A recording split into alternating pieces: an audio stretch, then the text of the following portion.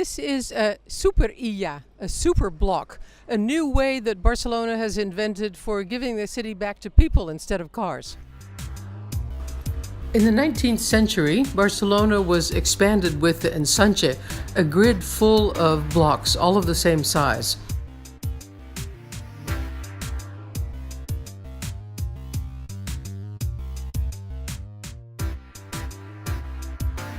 Now there's a new variation on this grid, the Superblock, which is to take 2x2 or 3x3 blocks, free up the inside space by moving through traffic to the outside and leaving the space inside the block free for pedestrians, bicycles, children, and gardens.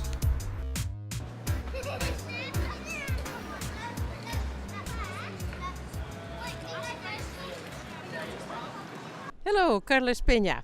Hi, nice to meet you. You too. You're a journalist here in Barcelona, and you live in this neighborhood.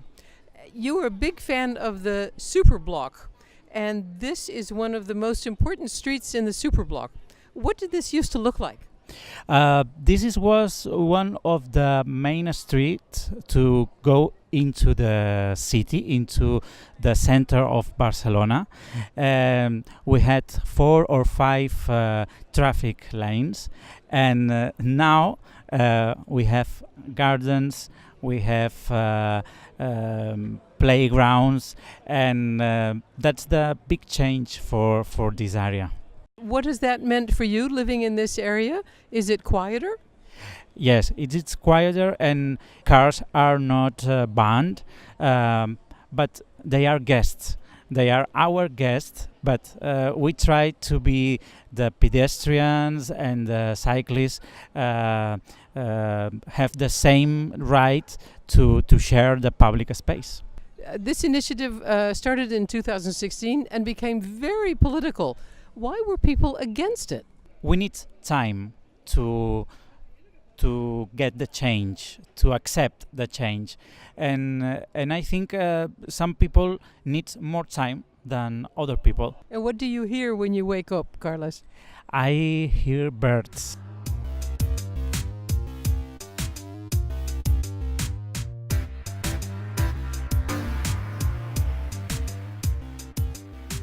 Hello, Silvia Casoran. You are a mobility consultant with the Metropolitan Region of Barcelona and one of the great advocates of the Superilla, the Superblock, here in your own neighborhood. Yes. What has this initiative, the Superilla, done for your neighborhood? Well, this neighborhood should be used to be a place just to run away, just to walk away, and now it's a place to stay, to live, to enjoy, to play. I mean, this is the big change. Yeah. And what has happened? Well, it's the change supposed to be very simple. We just put away cars. Some cars that were parked here, they are away, and now we've got playgrounds. And you also put away the through traffic. Is this an example of how our mentality towards the car is changing? It's no longer a symbol of progress, but a symbol of pollution. Slavery. Yes.